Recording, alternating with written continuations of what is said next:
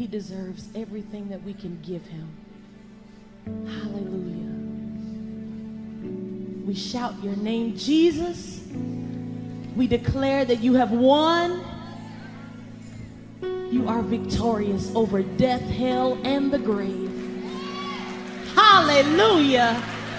Somebody shout with a voice of triumph. Yeah!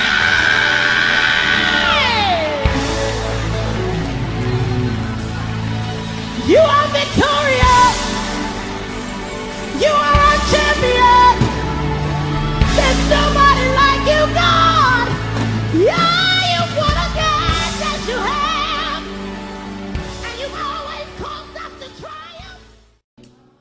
I was in worship, worshiping the Lord, and I went into this vision, and I saw Yahweh, which is what I call Jesus Christ, and I saw him on this throne, and he was sitting on this throne wearing his gold kingly apparel, like the clothes a king would wear, this gold apparel, and he had this gold crown on his head, and he was a huge giant, and from his throne came out this body of water that was blue. It's hard to explain. It was blue, but it was supernatural. This water looked like it glowed, like it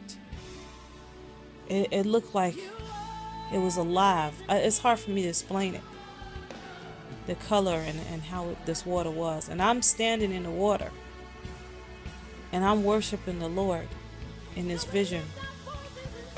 And all of a sudden, I'm in the water, but all of a sudden the water in this river that came out from his throne began to go up me, like go up my legs, go up my stomach, my chest, go up into my face, my head.